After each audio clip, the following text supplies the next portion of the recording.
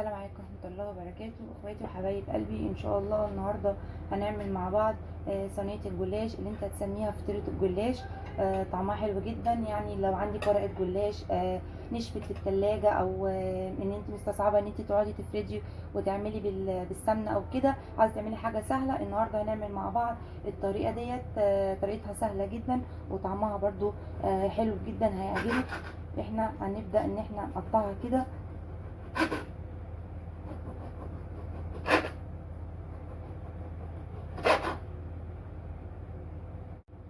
دلوقتي احنا حطيناها كده، هنبدأ نعمل ايه؟ هنبدأ ناخد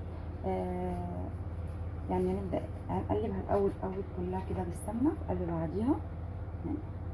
معانا حوالي 4 أو 5 معالق سمنة.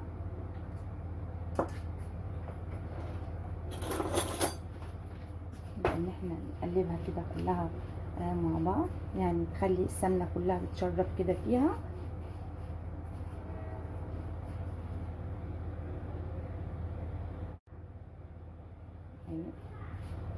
نبدأ ان احنا ناخد نص الكمية،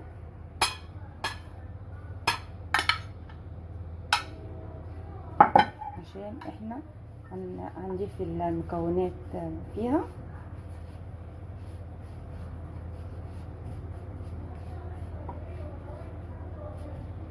احنا كده خدنا نص الكمية بتاعتنا. نبدأ ان احنا نضيف عليها معانا طماطمتين متقطعين، هنضيفهم كده عليها.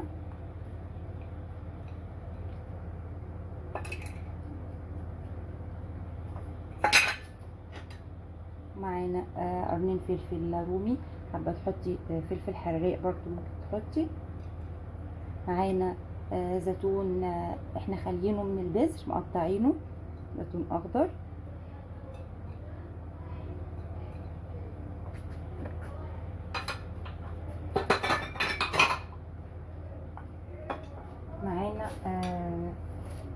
معانا بقى ميكس من الجبن، معانا جبنه رومي.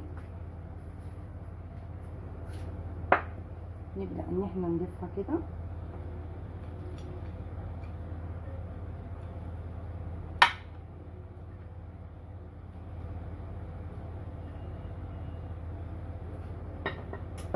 كده خلاص احنا عملنا النص اللي تحت.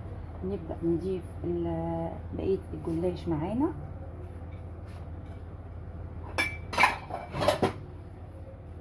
طبعا هو برضو هو متشرب معانا بالسمنة اهو.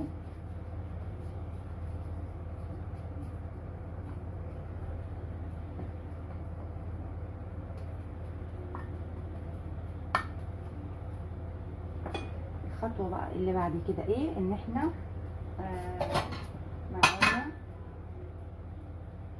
معانا كوباية من اللبن، نضيفها كده في طبق. معانا بضاية صغيرة كده. معانا يعني ندعة ملح صغيرة، يعني على سن المعلقة كده، شوية ملح. معانا ربع معلقة فلفل اسمر. نبدأ ان احنا نقلبها كده.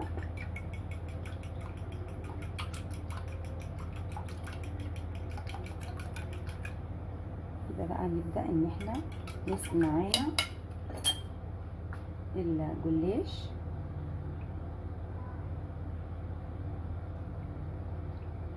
كوباية من اللبن وبضاية.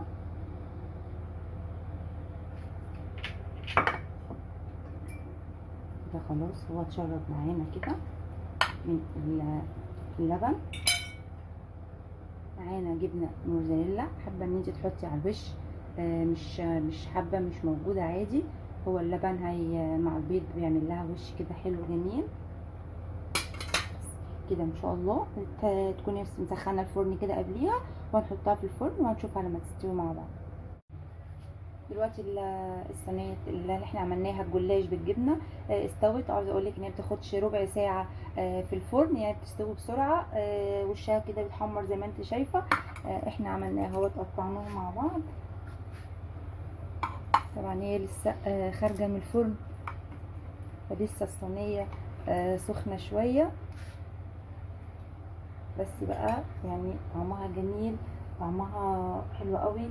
حاجه كده يعني خفيفه، لو جعتي بالليل ومش عارفه تعملي ايه ومحتاره، تقومي تعملي صينيه الجلاش بالجبنه ديت، حلوه جدا، خفيفه، طعمها حلو لذيذ.